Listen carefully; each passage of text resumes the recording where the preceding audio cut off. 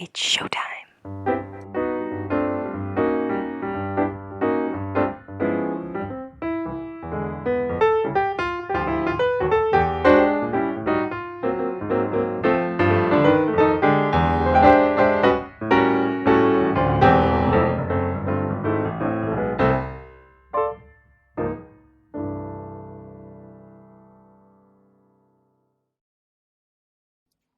Hello and welcome to Musical Lyrical Lingo. We're your hosts, Tim and LJ. Today and every week we will be discussing musicals, but specifically what they taught us. It's Cynthia. She's in the room with us. Special guest this week. Oh, wouldn't it be a dream? Could you imagine? Wouldn't it be a dream? I'm just checking that we're okay. Yeah, we're fine. We've tried this 3 times to make sure we're recording tonight. Yeah, we are. We're all definitely. Good. Yeah, we're all good. Because I'm not recording again. Oh, diva. We've only done that once in our whole podcasting which is pretty history. good going. Let's not jinx it. Okay, let's move on. So Jinx, touch wood. Can we just also, first of what? all, apologise for the last episode, which could possibly be our worst episode we've ever done. That is our In Heights episode. I feel I need to get that out there for our viewers. I listened back and went, well, we can kiss the Irish Podcasting Awards nomination goodbye, can't we? Because we're not winning that now, are we? I mean, At it was least, it was a funny episode. At least if we don't win, that's what I'm blaming it on. Okay, you're blaming it on the one episode. I just was like, who are we and what are we doing? I know, I did feel like we were a little bit like amateurish. I think the fact that we couldn't speak Spanish, and then we tried to. I just don't know why we bothered. I think we were very ambitious. I was very ambitious. Yeah. Well, anyway, there'll be none of that this week. Yeah, for anybody who was a bit confused by my singing and the chat about Cynthia Erivo, because we have already done an episode on the musical Wicked, but it is very much Wicked time, people. It is, and I think it would be remiss of us not to acknowledge it. Mm-hmm. So we are recording this before we have seen it. The day before we go and see it. We are going to see it together, and just shout out to our little wee crew who none are able to come with us. Yeah, so this is hilarious. Lauren sent out a message on our friend chat going, so who's free on the 22nd to go and see Wicked? Yeah. And one by one they all came back going, no, I'm at a wedding. Yeah. No, I'm already going with other friends. No, not that interested, Lauren. Go on your own. I know. At least you know who your friends are, because who is the one friend who came back? And in fairness, you were the one that I probably thought was going to be a hassle, as in to try and get. Because I'm flaky. Well, I know. Flaky, yeah. And try and get a Rude. date that's suited. And no, I don't think I could have waited until Saturday. If I was free. No. It'd be different if I wasn't free. I'd be like, oh, shucks, I have to go a different day. Because it has been a bit of a struggle already thus far, because obviously it has been out in America now. Mm-hmm. The film, obviously, we're talking about.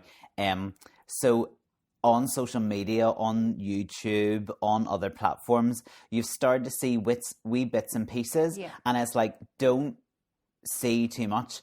In a way, the trailers, as fantastic as they are, it almost is too much of a trailer for me. Do you know what I mean? Like, I love seeing very little, especially for something like this. Mm-hmm.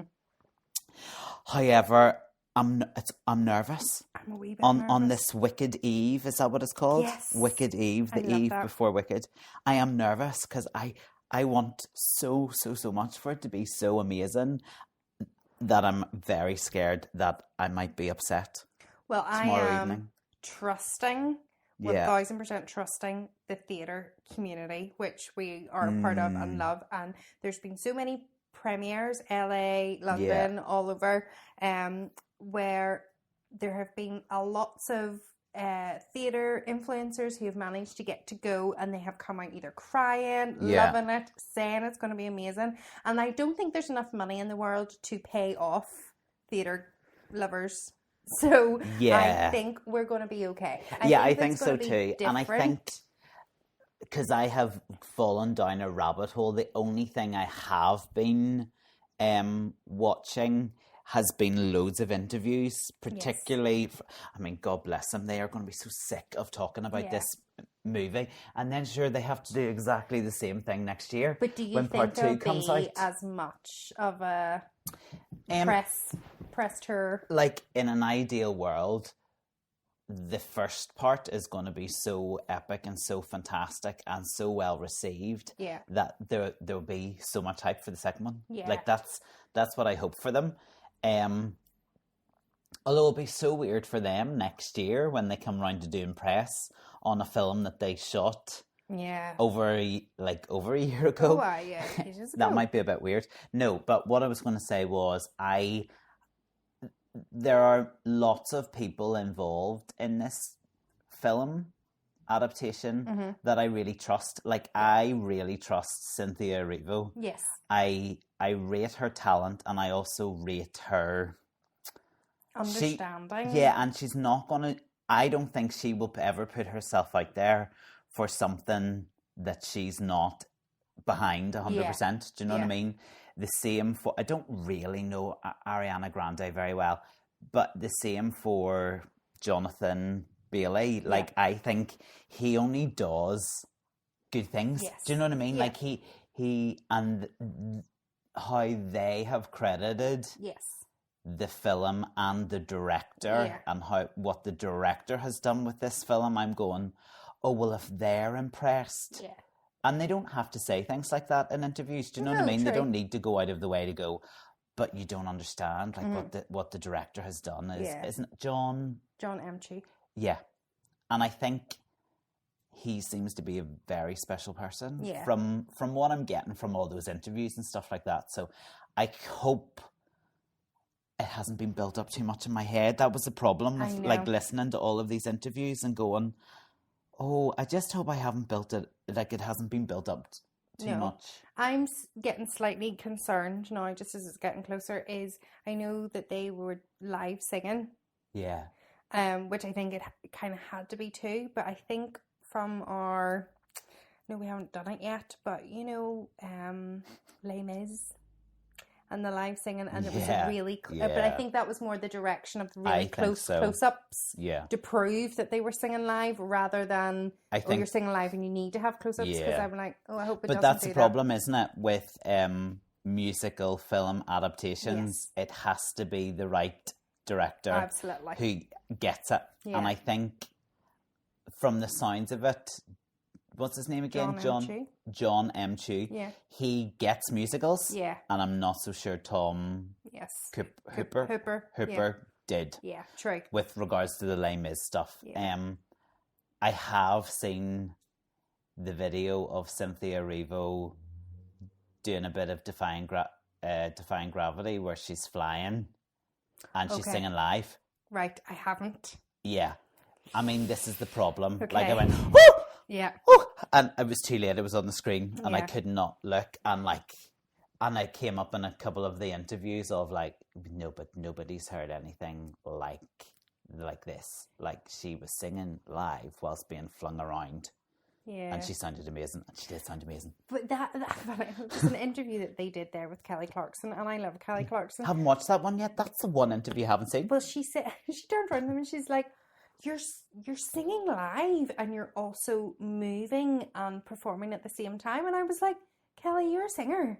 Like, yeah, but Kelly hasn't done musical theatre. I know. But I was also like, and I think that did remind me that people don't realise how incredibly talented performers, like musical theatre performers, are, because they are doing so many things at once, and the stamina that they have.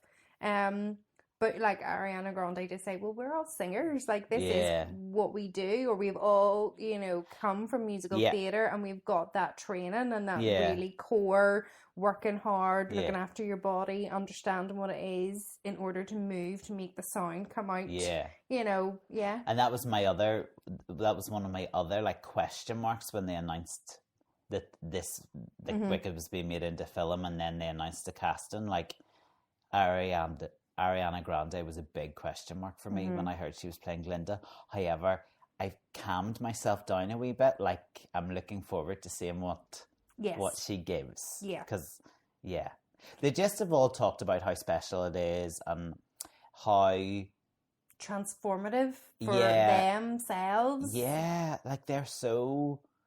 listen, there hasn't been an interview that I've watched where the two of them haven't cried. I know. I'm going, okay, they're very weepy. Yes. Yeah, too. They're very weepy. Yeah. But yeah, no, there seems to be a bit of a bond there. What else was I going to say there? There was something I was going to say. Yeah, I can't remember now.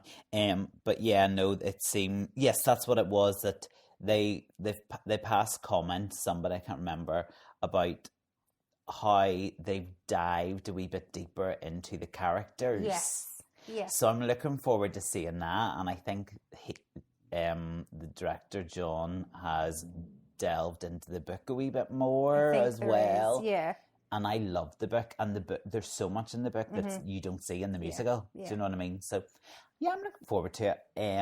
I think it'll be a real mix of what people love from the musical, and then maybe what people felt were missing from the book, and what you can't do on stage, they'll be able to translate then onto screen. So yeah.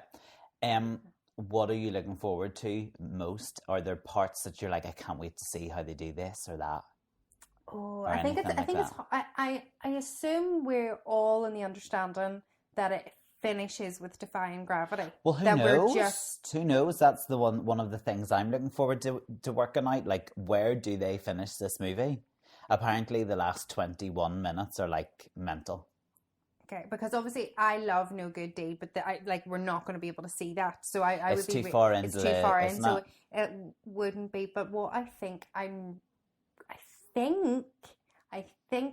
be really intrigued to see how they make sure that Glinda and Alphabet become firm friends rather than enemies. Do you know in the stage version that sometimes feels a bit rushed? Yeah. Do you know what I'm trying to say? Yeah. So yeah. I'm intrigued to see how you get that these two people love each other, and how it's a real struggle whenever defying gravity comes, and you feel like, oh my goodness, Alphabet has had to go in this direction. Yeah. So that's what I'm excited for, and I'm excited to see Dancing Through Life, because so am I. Yeah, are you? Yeah. I love that song, but think that in the wrong hands it's a terrible song, but in the right hands it's fantastic. And those two, and both Cynthia and Ariana have just like waxed lyrical about how amazing Jonathan Bailey's been. Yeah, I love him. Yeah. So lots I'm of intrigued people to see. He got a bit of there's been a few people who have mentioned like it's a bit old. It's a bit old for Well, this Fiyero. is another thing that I was going to say. Is he? I don't get it.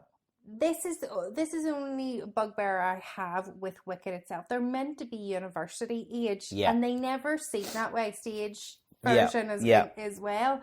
So I wonder, do they address it? Like, could they just be master students or something? I think Ariana looks the right age, but yes, I would agree that Cynthia and Jonathan probably don't look 18. But do you not think 18. She looks young? Like any stills I've seen of Cynthia's Alphabet, she does, like when she's greenified and like she does look younger than Cynthia looks as Cynthia. Oh yes, no, I don't think she looks that age, but I still think they don't look 18. Yeah, and they're meant to be 18. Yeah, so they don't look that age.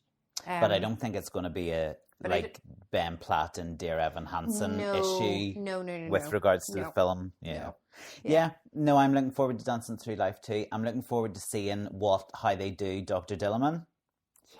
Okay, yeah. And I am also looking forward to seeing Michelle. Yeah. Oh, terrible with names. Oh, we should really have had the names in front of us. Yeah. I'm looking forward to seeing the portrayal of Madame Morrible, because in the musical it's quite hammy, isn't it? That character and how it's approached, like it's very much a Michelle Yeoh. Yeah, Michelle Yeoh is playing Madame Morrible in the film, and in the musical it's often quite like I'm the panto villain a bit. Yeah, and also people can miss that she is the villain. Yeah. You know, Yeah. until way into the second half. Some people were like, we didn't realise that she was working with him from the beginning. Yeah, exactly. That, you know, so I'm like, yes, I wonder, will there be side eyes and stuff? Yeah. Yeah, I am excited. And excitingly, the girl who's playing Nessa Rose is a complete unknown. Yes. Now, I don't know if we'll see a huge amount of her. Mm-hmm. Apparently, she kind of comes into her own, obviously, plot-wise in the second one, and they've mentioned in interviews, just wait till you see her in part 2, you know. But it'd be nice to be introduced to someone new. Yeah, and I'm just looking forward to it. Slater will be a really good book. Yeah, he looks, yeah. You know, actually, you're like, yes, I love him. Like, especially originated SpongeBob musical as well. But we could be talking this time tomorrow night, going, travesty! No. It was terrible. No, I don't think so. I'm excited. So we're going and bringing the kids along too, and they're so excited. Yeah. Aaron did see the trailer for the first time and was like, oh yeah, that looks good. Is he not bothered? And then I was like, well, do you want to come? Yeah. And he was like, no. He is in pain at the minute. He's in pain. I mean, he's not even here right now. He's in bed sleeping. We'll give him that. But poor Aaron. Yeah, so the fact that he turned around and was like, that's good, that still gives me hope. I think we'll be fine. We won't have For Good in part 1, will we? It's part 2 song, is it? Oh, we might do? No, we won't have For Good. No, it's part 2. But see, the problem is it's been so long since I've seen Wicked. Oh, see, I was really fortunate to see it not that long ago. Oh, really? Okay. Yeah, sure, you went to Dublin, that's right. No, I haven't seen it in a long time. And also, I have purposely not listened to the cast recording either. Because I just want to go and be like, oh, yeah, no, I remember it now. Mm-hmm.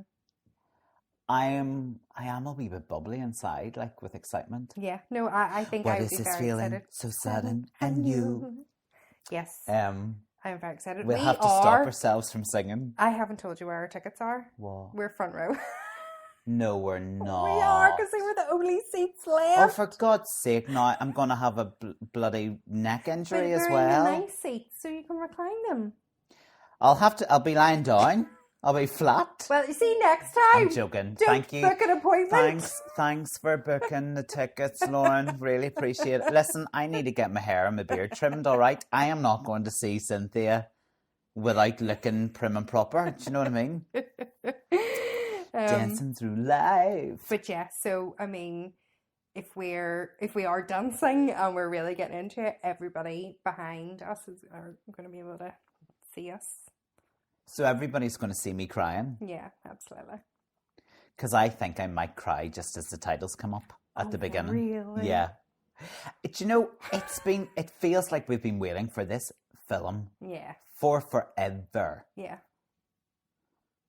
Yeah, well, we have. It's because we know from our research, it was meant to be a film first, and then it was like, no, let's make it a stage. So it has been a long time where and all the sets are like proper sets, like they built everything, and I just love all of that. Like, I'm going, if you've put that amount of effort and money into it, it has to be good, right? It will be good. It will be good. Bring it on. Right.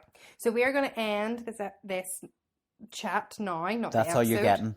And then the next time you hear our voices, maybe we'll do a wee snippet directly after we've watched it. Okay? And we'll insert that. And then the next time you properly hear us talking we will have seen it. It's like Christmas. It is like it's Wicked Eve. It is. I just hope, having built it up now, that the second part of this episode isn't us being a bit of a downer. No. Because we are two very critical people. Well, that is true. That is true. But no. It'll be great. Well, let's find out in 3, 2, 1. Well, I can't breathe. So I'm a bit dumbstruck, to be quite honest with you. At the moment, like, I find it very difficult to still talk. Yes, I'm so glad that you had the brilliant idea of talking about this like a few hours after we've seen it. We couldn't have talked about it straight away. No, Also, it was very late. Well, this is the thing. I went home and made a cup of tea and went to sit down, and it was after midnight, and I went, I need to be in my bed. Yeah. But that is credit to the film Yes. in that I did not realise what time of the night it was, and how long of a film it was. Yeah. I did not see that time No, going in. we went with the kids and they did notice the length. Did they? So I will say that Not proper musical theatre fans then, are they? maybe for maybe the 20 to 9 showing on a Friday night wasn't the best for children. Yeah. But that was a choice. So that's okay. The other thing that is in the movie's favour is the fact that on a Friday evening at that time, I stayed awake. Yeah. I Yes. thought I did not close my eyes once. No, there was nothing. And that because I kind of said before going, if I can get through this without nodding off, it'll be a positive, because every Friday night in life, that's me. I'm out for the count. So it was fabulous, right? It really was great. Everything that we were concerned about, I think, what was addressed. Like, we knew. First of all, it does end with Defying Gravity. If you do not want to know spoilers... Oh, hold on. Yes, we need to say this right now. If you do not want to know spoilers, please don't listen. Don't listen. Stop now. Yeah, because I don't think we can review this properly without mentioning spoilers. We're going to have to talk about it. So if you haven't seen the film yet, stop listening now and come back to us. Yes, do. When you've seen it. Yeah. You've seen the wonders that await you. Yeah. For those people, clear off. See you later. Bye. Enjoy yourself. But do come back. Yeah. Okay, now can we talk? Yes. Okay, great. Talk. So we probably should have said that at the beginning of the episode. People are like, they've ruined it for us. We felt like it would take a natural break at where the musical takes the break of Defying Gravity, and it did, and it worked well. Yeah. Now, I think it will only work well if you understand that and you've seen the musical. I think if you were going straight in blind last night, you'll be like, why did they build that all up? And then you have to wait. I think that will jar with some people, just in my opinion. So people who have gone in and not realise this is a two-hander? Yes. Okay. Yeah.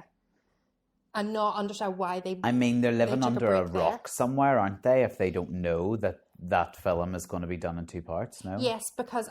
Well, no, not that. I think naturally you would probably think they should just stop before they get to the Emerald City and then open the second part with being in a brand new city. Do you know what I mean? Yeah, but the way they have done that, like the last 25 minutes of the movie are sensational. Yeah. And those last number of minutes, and then to have that big to be continued flash up on the screen, it was epic. Like, it was epic.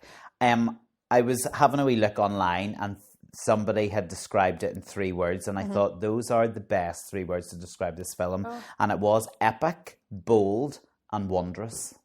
Yeah, I love it. Like, those are perfect. The decisions I made were bold. Yeah. The performances were bold. Mm-hmm. Even just taking it on as a piece, do you know what I mean? And 100%. What they did with it was bold. Like, 100%. No stone's been left uncovered. No corner has been cut. Yeah. Like, it is all perfect. Yeah, it was amazing. I have a little video, I'm going to have to edit it, of our reactions, but obviously it was in a cinema, and we are... breaking the law? Well, no. No, because you recorded us. I recorded us. I didn't record fine. the thing. I recorded our reactions. So it's bright, and then it's dark, and then it's bright, and then it's dark.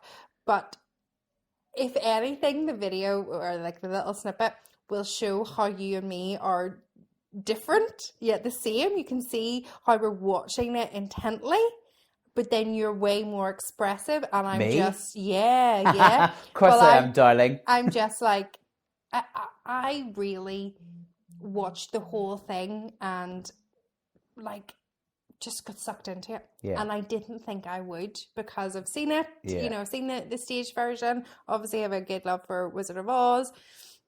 I know the story, know the soundtrack inside out, but I didn't think I would be as sucked into it as I was. And at times I kind of thought the film shows a lot of areas where the musical's lacking. Yeah, and that was great. And I was like, wow, because, you know, I was a bit unsure when they originally came back and said, oh, this is actually now going to be 2 films. And I thought, why are you doing that? Yeah. Like 2 films a year apart, what's the sense in that? But having seen part 1 now, the amount of time that was given to developing the characters, developing the whole background story, or the shift and the changes that were happening at that time, which, you know, I'm talking about like the animals and, you know, taking the animal's voice away and that's obviously a main part of the storyline and why Elphaba then becomes the Wicked Witch of the West. And of course it's present in the musical, but not... It's kind of mentioned and then we move on. Do you know what I mean? Whereas you could see it like that. I think we both clocked each other. You know, something happens at the beginning in Shiz University when Elphaba's just arrived, and you know, a bit of like the plaster on the walls of the university crumbles off to show like an older picture of like the animal professors or the animals that were present in the past, and that had just been plastered over. And I was like, oh, interesting choice. And then obviously as the story goes on, that's really delved into even the fact that there's more characters in Dr. Dilliman that are played as animals. Loved that. Yeah. Loved that. And I think then that definitely gives you a better understanding of why she wants to release the animal in the class, because it's not jarring. It's definitely not a jarring moment in the musical, but you can totally understand she was raised by animals more. She has that sympathy towards them because they're being outcasted now, and she's obviously being outcasted because of the color of her skin, so it just makes more sense. And there was a real connection. I kind of would just say when we're talking about Dr. Dillamond, I thought he was great. It was perfect. As I said, it was all perfect. But really brilliant. Great. I think Peter Dinklage, is that how you say his last name? He is a fantastic, wonderful actor. And it was a shame that we don't see him and we only hear him because he's obviously playing a goat. But absolutely beautiful. And even just the light touch of his song was great. I just, there was a real... You were almost like, it was kind of heart-wrending whenever they came to take him away. You were like, no, oh my goodness, like we can't have that. Completely brutal. Like, I also liked the references to The Wizard of Oz already, straight away. I love that wee bit, you know, where the wizard's talking about, I've built this wee path, but I can't decide on the colour, and like, that's cool. I love that you actually see the 4 of them walking up the yellow brick road on like a flash forward, isn't it? And I love the involvement of the hot air balloon towards the end of the film. I thought that's so clever. However, it's now burnt to that was pieces, my thing so too. I was like, how's the wizard going to escape eventually? So I also love that all of his you could see his past just in the background there, to see that he is a fraud and how he's hidden these things in his big castle. And then obviously she tries to use the hot air balloon to get out, but it's wrecked. But then I think we have to remember, and I hope this is what they do in part 2, is there is a good time chunk that we don't always understand in the musical. Almost years have passed from Defying Gravity to whenever the next song opens. So, and I think the relationship between Elphaba and Glinda, you know, they loathe each other and then they love each other suddenly in the musical, whereas you see that arc and that process much clearer. and with much more heart. Like, that was one of my highlights of last night, you know, seeing that moment where actually Glinda switched from being a bit of a mean girl to, oh no, actually, I like this girl. And that was one of my concerns, or one of those things that I was really intrigued, because having seen the musical quite recently, I had forgotten that Glinda does the dance with her, but I liked how they elongated that section. Yeah. And there was, as you said, much more heart and meaning, and you didn't think that Galinda/Glinda was doing it just to kind of get favour or anything like that. You know, if it felt like a switch in her character too. Absolutely loved her performance. Let's talk about Ariana. Let's talk about her. Like, beyond anything I thought I would see. She has done so much work for that role. Yeah. She was clearly a fan, as we know. I know her mainly because the kids would have watched her in silly young programs, and she always played somebody a little bit ditzy, and I hated that character that she played, and I hoped that she wasn't going to do that for Glinda, so I was a little bit more reserved. But within, what was it, like 6 minutes or something, you turned around to me and you were like, nah. You were completely, you were like, yes, and I was like, yeah, fine. Because she didn't play the funny for funny. No. She was Glinda. And she just really cleverly peppered in the funny moments, but it wasn't like, here it comes, folks. Like, she just, like, you truly believe that's the way she was as a person and how she acted. Yeah. And CJ turned around and she said, I liked her, because I think as well, they obviously know her, and she was like, no, I was a little bit concerned about how she was going to play it, so it was good then that the kids had a nice response to her character development of Glinda there. So, and vocally, she was brilliant. I loved the alternative ending to Popular and the key changes. I thought that was really, really brilliant. In fact, they were very brave, bold again with the changes they made musically. Yes. But at no point did I think, oh, they've just done that to change it up, to put their stamp on it, as people would say. Like, it all was natural, it all worked, it all added to it. Cynthia Erivo. Amazing. Her eyes are the most powerful eyes in the world, aren't they? She did perform through her eyes. She is an actress. The only thing I didn't like was her performance of I'm Not That Girl. That was the only thing I was a little bit... Why did you not like it? I understand what they were doing, especially with her songs there. They kind of were pulling back a little bit, because you don't need to perform to the the gods. But to me, that was the only one where I wasn't immersed in it. I kind of came out of that bubble a little bit. I'm not a lover of that song anyway, so that probably could have been. I thought it was they tried to slow it down too much. This is just me. Okay. So I didn't love her calmness of it. I still think that I like when there's more of I'm gutted that I am not that girl. I felt she was just a little bit too subdued in it. But still vocally amazing. That was just my opinion of your opinion of it, that the version of it. But she was amazing. What about Defying Gravity being like 10 minutes long? Do you think that suited her? I thought the last 10-15 minutes were extraordinary. And as you say, most of that is the Defying Gravity number. I loved the bit where they were face to face, and it was I hope you're happy, I hope you're happy too. There was one point where she just winked at Glinda, and I went, oh my god. Was that when she put the cape on her?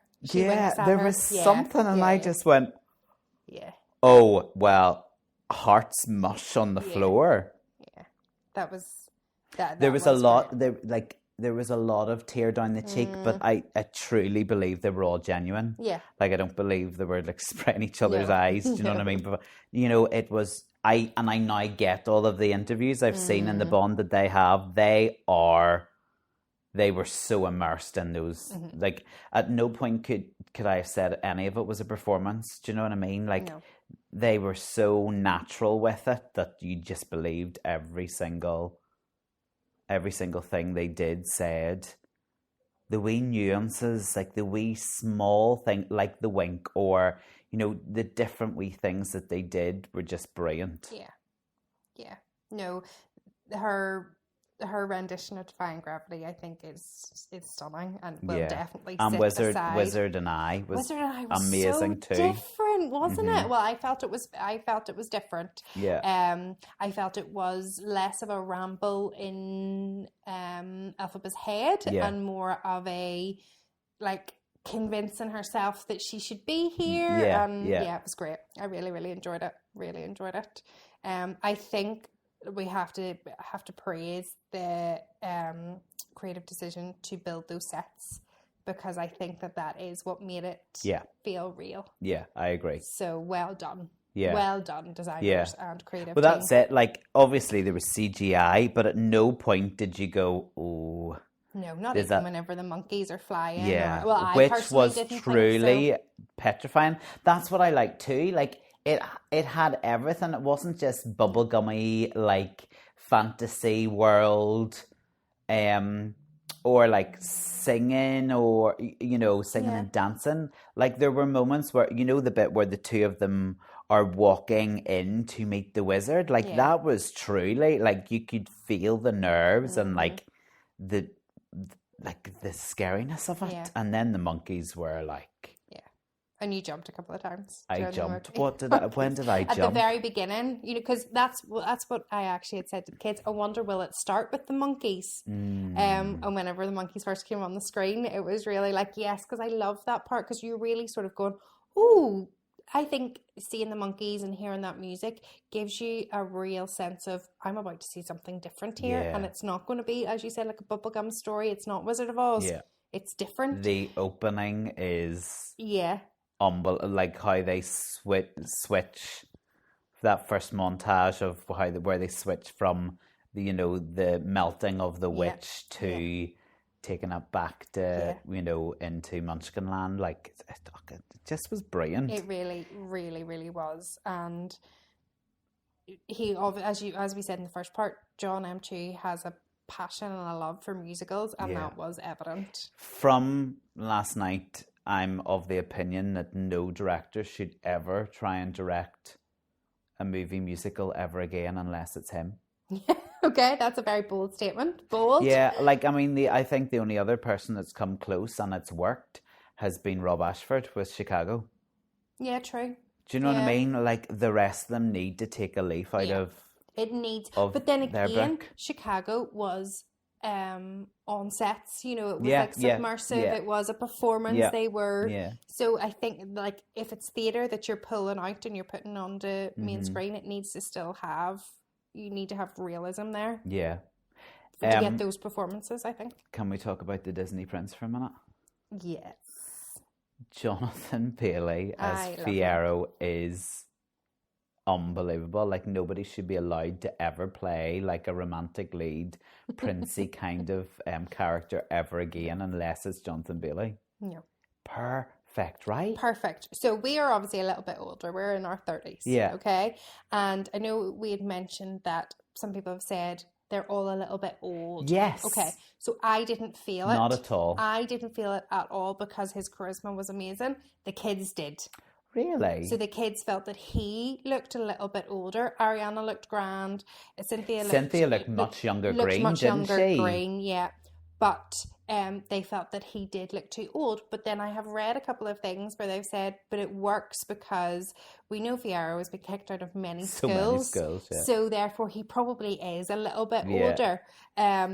I didn't think he looked too old. No, I really didn't. But it's just interesting whenever you're I 11 was and just 13. seduced by his talent. He was... Somebody in their 30s probably does look about 70. How dare they? How very dare they? Dancing Through Life. Stunning. Oh, we were so worried about it. Yeah. But no need to be.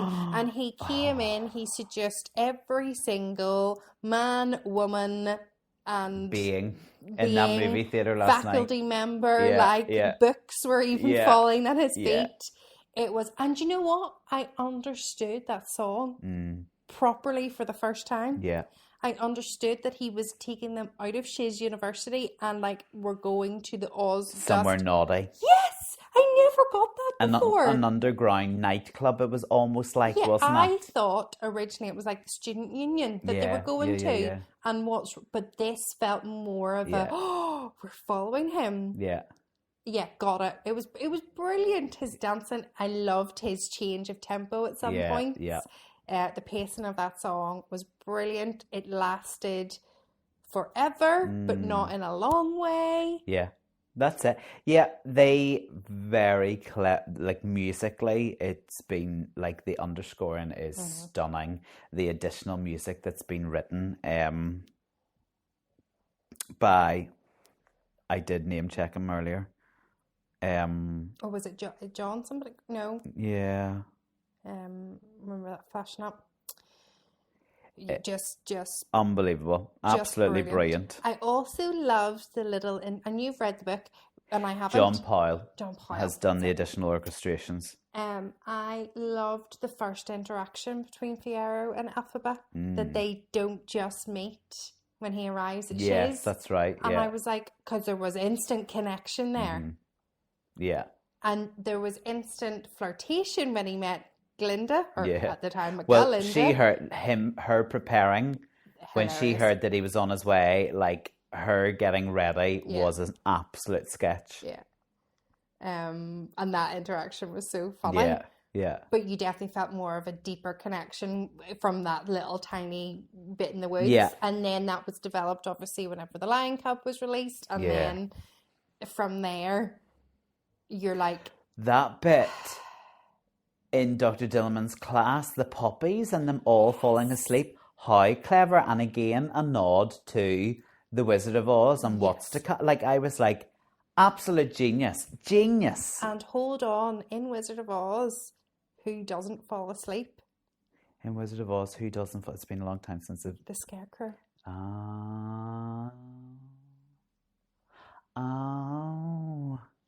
Oh my gosh, it's so clever, isn't it? Like, it's so clever. So clever. Because a thing was made about the poppies, and Dr. Dillamond loves poppies, and Elphaba brought poppies to, Dr. Dillamond's class and stuff. And then I was like, okay, interesting. Like, I don't remember this bit about the poppies. And then that happened. And I went, oh my God, there's someone somewhere is really clever. Really clever. Really clever. Because originally I thought, is he not affected by the poppies because he's from Winky Country? Because I was trying to remember, whereabouts are the poppies in Wizard of Oz? It's just before they get to Emerald City? Isn't so it? I was trying to, and then I was like, oh my goodness, no, it's because she's done that. She loves him, and therefore in Wizard of Oz, he can't be affected by it. That's it. It's just so wonderful. So clever. What about the other supporting cast then? How did you feel? I thought Ethan Slater was great. I also loved his choice. I loved his choice to opt up in his wee bit with Nessa Rose. Yeah.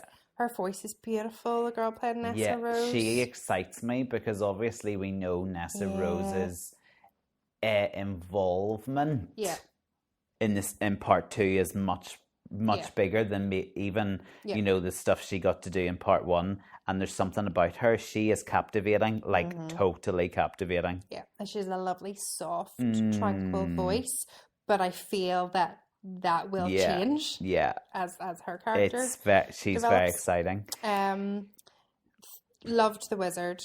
So Jeff Goldblum was made to be the Wizard of Oz. But I love him. Yeah, he's fantastic. And I think as he's got older, he gets better. Like, one of his best performances, I think, is from Thor Ragnarok. Yeah. Absolutely, hilariously outstanding in that. And he brought a little bit of that swag. And we know from Wizard of Oz that the wizard is a fraud. Like, we know that. Yeah. And it's just, how long has he fooled all these people for? Yeah. So we want to like him. Yeah. Even though we know But we still like him in Wizard and of Oz. he also has that song Sentimental Man, Yeah. which I always think in the musical is a bit like I understand why it's there. It's character development for the wizard. It's trying to make you feel the way you've just described about the wizard, but it's always just a bit weird in the musical, isn't it? But I thought the way they did that in the film was brilliant. Like, because I feel that even in Wizard of Oz, we still don't understand that he's a real fraud and he's not a nice person. Yeah. While in Wicked, and even just, do you know, all it took was the way he grabbed Madame Morrible and was like, this will be great. And it was that, do you know when you find out somebody that you really like is actually a horrible person? Yeah. And it's that manipulation, and you've gone, oh my goodness, everything is a lie. Like, it was his acting in that little split scene. You're going, you're not a good person. And he wasn't as, like, he was excited whenever she was able to, like, the book just opened for her, like the spell book, and she was able to read it. But he didn't ham it up. No. So I thought it was great. Yeah. I thought it was great. I thought one of my highlights was Michelle Yeoh's switch. Yeah. As well. Because you were a bit worried about the way it's sometimes a bit hammy. Not at all. Like, she had such warmth for Elphaba throughout the whole film. And then just to see her switch and that manipulative side become more obvious, I was like, oh, I know you were a bit question marky when she did the singing bit early in the movie. But it wasn't awful, but she's just not the same caliber of singers as the other cast members, right? But I totally get why she is playing that part, because as an actress, which, let's be honest, the majority, like, she sings one bit, two bits, max.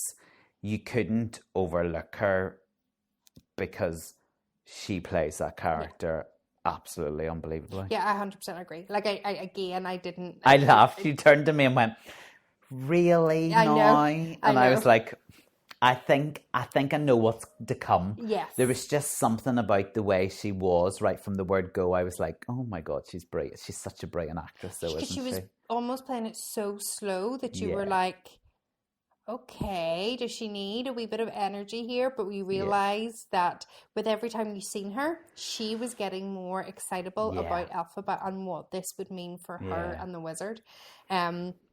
And yeah, you're right. It was almost like she didn't even need to consider anything. She just went straight out and was like, we are making this person evil. And it was more, it felt real. It felt like this is what can happen. This is what's happened in the past. This is what's happened in history in real life, where somebody just goes, we need to make that person the villain so that we're not the villain. Yeah. And it just...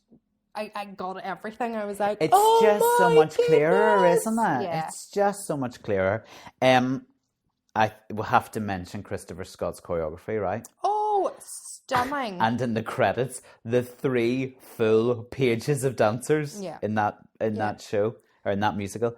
It's class, isn't it? It's beautiful. And a real highlight was their duet, Elphaba and Glinda, in Ozdos. When when the two, like, that was stunning. Absolutely stunning. Absolutely. But that popular, it's already, people are doing it on TikTok. Oh, really? So, and even all those bits of, like, dropping the shoulders. Yeah. Like, and the walks and everything. And do you know what? Loathing, I think they did a bit. And I was like, Loathing. Oh my God, that is that, like, so minimal, so straightforward, but, like, so good. Apologies, yes, it was not popular, it was Loathing. Is that the bit you're talking about? Oh, yes, okay, fair enough. Yes. Do you know where they're all with the books and they're like, dear Linda, you were just too good. Yeah. What was I going to say there also about the choreography? Yes, you felt like every movement, there was a purpose behind it, and I also felt that where you panned out and you seen a large group of dancers, whether that was in Munchkinland or in the Ozdas Ballroom, it fitted. It wasn't like we're just shoehorning a dance routine in here because it's a musical and there needs to be a wee bit of a dance number. It was where it needed to be, and you were perfect. Like, yes, I need to see more people dancing, you know. Yeah. So script-wise, do you think it's done everything it needed to do? Yeah, it Like, definitely... it didn't leave any bits out or that should have been included. And there was, I didn't feel there was anything too drawn out. Do you know what I mean? I didn't go, okay, right, we get it now, move on. Like, there was no moments where I kind of felt... No, like, it's long. Like it's 2 hours, 41 minutes. But pace-wise, it moved at a lick, but like. That's it. That's it. The only part for me where I was disengaged was I'm not that girl. But was that also maybe because it was so go, go, go, go, go, go, and then that was a moment of reflection? Maybe. That was maybe one of the first moments of reflection there was in the show, in the movie. So, do you know what I mean? Because up until then, it was building on the characters, and then... And then it was the first... Well, no, I suppose there's an element of... Well, no, because you've just said, like, The Wizard and I wasn't a reflection. It was more of a, like, forecasting. Yeah. Oh, this could happen to me. Like, are they right? Could this actually be a thing? Like, could I be successful here? Or... Yeah, so maybe it was an element of reflection that it slowed down a wee bit. But as I said, I got home, was making a cup of tea at 12 o'clock last night and didn't realise the time. Because I didn't realise it was as long as it was, because it didn't feel like that. Yeah. No. I think as well, and I said this after I'd seen it recently, the first half of Wicked is very heavy. Yeah. I think we even said that when we reviewed it. It is very heavy because you're trying to establish the characters. Yeah. Because this is a completely different retelling of two people that we think we know from The Wizard of Oz, where it kind of feels like the second half, it's not weaker, but it's not as heavy, it's lighter. Yeah.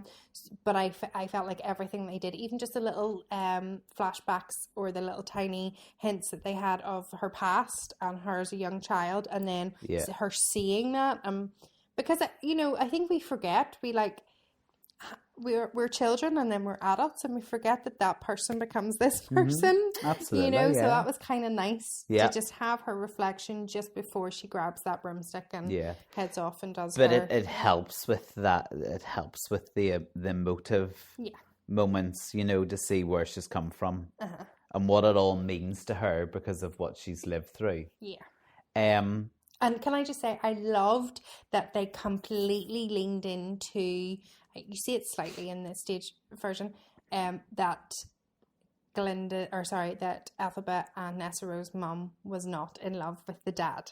Yeah. I feel like sometimes, depending on who's playing that very small part, it can just be they're just out and they just happen to have an affair. But this was very intentional and that worked much better. And also Andy Newman was great in helping establish that too, because as the father, Thorpe, he's not a likable character, he's not nice. No. Like, he's not nice. No. And how, the difference in, you see very clearly how he treats Nessa Rose in comparison to how he treats Alphabet and how much disdain he has towards her.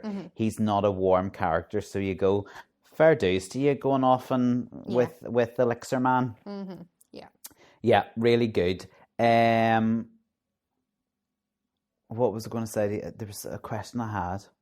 Can I just say that one of the funniest beams that I've seen so far coming out of Wicked, the movie, is Dorothy will be pissed to find out that there was a bullet train that took you to Emerald City and not a road. No, but maybe that was just sent for Alphabet. I think it was. I don't think, that's a public service. No, I don't think that is a public service. But it did make me laugh. They got the tone right, didn't they, though? They had the right balance of fantasy. Yeah. But also the darkness that's present. Yeah, 100%. Yeah. 100%. Yeah. And that was very clever in the lighting from as soon as we entered the wizard's palace. Yeah. It started to become a little bit darker. Yeah. The physical sets, as you said at the beginning, definitely help it. Yeah. There is CGI. The CGI that's there is good, but it's glued together so beautifully. Do you know what I mean? Like, and I think the physical sets definitely helped set the scene. And even when she's spinning around in Defying Gravity, like that's a big moment in theatre where she's on that broomstick and she goes up. We're not under no illusion that she's really flying in the theatre. We all know it's a cherry picker, right? So she's on that and it goes up. Beep, beep, beep, and she goes... I mean, it didn't look like a cherry picker did that to me, but sure. Well, you know what I mean, right? And she goes up. She goes up while they still were able to get that wow moment with the cape, with the, like, that's an iconic moment in theatre, her being up there high. Stunning. But the CGI didn't take away from it, didn't go, oh God, she's like floating in the air there. That's a green screen. Image that you're left with before to be continued is splashed onto the screen is an iconic image. Yeah. Like, iconic. Yeah. Sorry, and the to be continued. And did you notice the Wicked were what Wizard of Oz, that writing and everything, and because that was beautiful. you let out a wee. I did, and I went, oh, she's impressed. It's a wee nod to the Wizard of Oz. Yeah. But they all were singing live. Yeah. What? Yeah. How can you sound that good when you're flying around the place doing all those other things? I know. No, it's different because they obviously did like 15 takes and then they're choosing like the best one. I know, but imagine doing Defying Gravity 15 times flying around. I know, like, and I understand that. So I know where some people go, but they're not singing live because it's not one solid shot. No, but they are. Yeah. Yeah, it's just not one solid shot. They are singing live, people. Live, so. Highlight? I know. This is the like, how do you pick? I'll give you 3.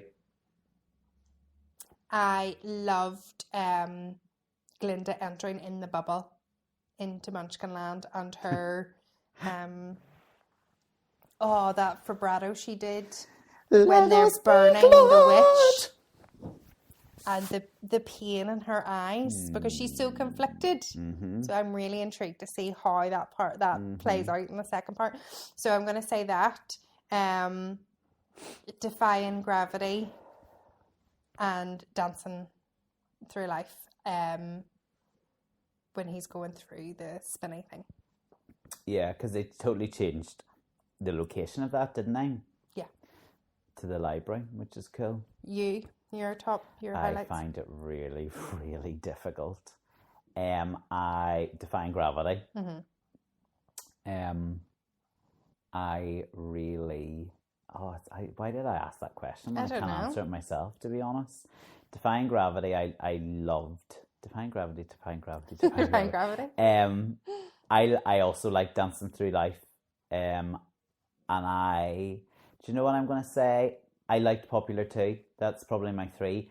But I really appreciated what they did with the music. And I thought, because there was elements of different Wicked songs in the underscore, like it's just really cleverly done.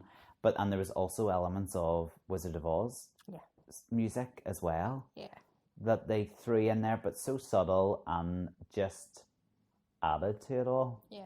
I think it will be one that watching it a couple of times you'll not get bored of. I think this is going to be the same way people feel about Lord of the Rings and Star Wars, where whenever they are submersed into their fantasy world that they enjoy, I think that Wicked will be up there with that because you are submersed in it, you understand it, you want to learn more, you want to sit there for 2 hours and 40 something minutes for the first part. I am slightly annoyed that they didn't think there would be enough people that would want to sit through a 3-hour film because they're easy could have bring a 10-minute break. We've done that before in cinema, but listen, they'll see it in a year's time. And I know, I get what you're saying, but I also go, would it tarnish it a bit because it's a lot in one, like it's even with a break, a 10-minute break, or it's a lot in one sitting. Like, could we have it in 6 months' time rather than a year? Yeah, no, that's fair, especially when it's already shot. It's shot, but I presume they haven't done the post-production process, have they? Yeah, I mean, if they had done the post-production process for both part 1 and part 2 already, I would be going hand them every accolade going, because honest to goodness, the first one is so perfect. Yeah. Oh, there'll definitely they be couldn't do that at the same time. No, there'll be nominations for something. Whether it's director, cinematography, costumes. We didn't even talk about costumes. Costumes are visually. Oh my goodness, we haven't talked about costumes. Amazing. How have we not done that? It's unbelievable. And also different, and like the shape of shoes for some people, and the length and the colours and the hairstyles and the glasses, every single detail. They thought about stunning. everything. I also laughed also at the wee nod to Ariana Grande when there was the close up of her shoes and she was picking her shoes, and then she like pulled out the heel because it wasn't tall enough. Yeah. And Ariana Grande does wear those ridiculously like high stilettos, doesn't she? Yeah. Great. She was the surprise for me. Yeah, because we knew Cynthia was going to be amazing. Cynthia. Jonathan Bailey is, as we've said before, is fantastic. And yes, because she obviously is more known to be a pop star and played those certain roles on TV. But yeah, But you're talking nominations. I think she's the one that nomination should go. Like, surely they'll both get nominated, won't they? But like, I just don't know. There's something. Maybe it's just because I didn't expect it from her. But I'm going, gee whiz. Yeah. Good on her, because she really wanted it and she worked really hard for it. And nobody can turn around and go, oh, the pop star let it down. Do you know what I mean? Like, absolutely. Stunt casting nonsense. Like, name me a better. Yeah. I can't believe we haven't talked about it. Idina Menzel and Kristen Chenoweth. And you didn't know that was happening? No. Yes, so you were acting like, I was like, she knew? Yeah. How did you know? I don't know, I read it somewhere. Oh, right. You see, I was really good in that I had watched a few, like, YouTube interviews, but I hadn't, like, read anything, like any reviews or any chat about the film, and I also hadn't listened to the recording, which I'm listening to today. Now that is it the recording of the whole thing, or is it just part one? Just part one. Great, fantastic. That'll be on this afternoon. But yeah, I did not know that Idina Menzel and Kristen Chenoweth were going to make an appearance. I didn't know they were in it for that length of time. I thought they just made an appearance in Emerald City, but I didn't realize. And the link and connection to Ariana and Cynthia as well, like they did stuff together. I was lovely. This is unbelievable. And Idina did her riff. Yes, she did. Defying Gravity riff. Yes, she did. Like all of those wee nods were just brilliant. And then I nearly passed out when Stephen Schwartz made his cameo. Yeah, I did. I was like, are you serious? Like they've thought of everything. I know. They've thought of everything. Yeah, it was great. It was lovely. But not in a like.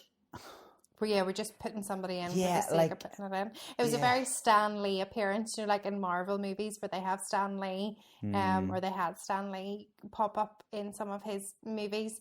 And didn't Peter Jackson like jump into his ones as well in a few different places, but very subtly? Yes, and I think that's, you know, you don't, It was amazing. It was good. As you say, the only problem is we've now got to wait a year for part 2. But think of it this way. How many times are you going to watch Wicked part 1 this year? Well, yeah, because I'm definitely going to have to see it again soon in the cinema. And then once it's like out streaming, we'll be able to watch it at least once a month. And then before... Once a week. Once.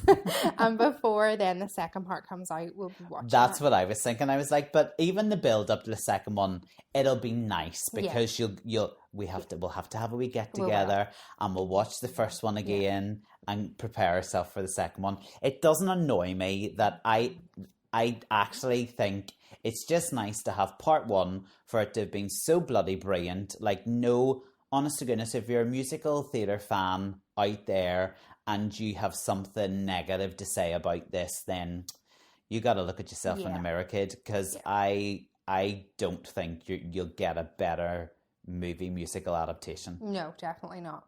Like, definitely they have not left any stone unturned. No. Nobody can say anything bad about it. No, I don't think so. And I think if the diehard fans are going to say something about it, it's just because they're that type of fan. You know, some people just think It theatre wasn't belongs in theatre. It wasn't the same as the musical, and I'm like, well, wind your neck in because it's better than the musical. Yeah. You know, they're able to do more. And I think that is a lot of money has been thrown at this, but in the right ways. Yeah, and it'll get it back. They will. That was packed last night. There was 3 showings of that, and every single showing was full. Yeah. Was full. And that was just in our wee town, city. Yeah. So, yeah. And even this morning, so I've come straight from teaching in stage school, and there's wee girls in the classes this morning that have the T-shirts. And I'm like, have you seen it yet? And they're like, no. Yeah. And I'm like, yeah, you've got the T-shirt. You need to go and see it. Kid, see how it's done. So that was our first actual proper review of a musical. I know. That was really fun. And I know. I don't know, a wee bit fresh there. I liked it. I think we should bring this back for season 3. I just have to be really careful what I say about certain things, certain musicals. But yeah. Yeah, no, it was good. Do you know what? I'm putting it out there. I hope that we get more chances to do something like that. I hope that this lights fire in some people's bellies, and they want to make more theatre, and they want to make more musicals, and we want to have more songs in the world. Get up creating. Yeah. Support that process a wee bit more. I think that's the problem. It's really difficult to create new material because there isn't the backing or the funding, or you need an element of a safety map below you, don't you? Yeah. Just in case it all falls apart. But tell you what did fall apart? That hot air balloon last night. I did indeed. Brilliant. Loved it. So good. So good. Right. We're off to book our tickets. To go and see it again. We're off to see the wizard. No, she didn't even do that. She went proper rogue, and I loved every minute of it. Yeah, it worked. It worked well. I need a poster of that last image of her before to be continued. It was iconic. She was iconic. Maybe you can dress up like that next thing. Just come in your cherry picker. Beep, beep, beep. This is how Cynthia did it in the movie. Her cherry picker. Well, thank you for joining us. I really hope that you get the chance to go and see it and let us know what you thought. And if you missed the part about where we were saying we're going to be talking about the movie, this is spoilers. Stop listening now, and you've listened to the whole episode. We're really sorry. Yeah. Until next week. Bye. Bye.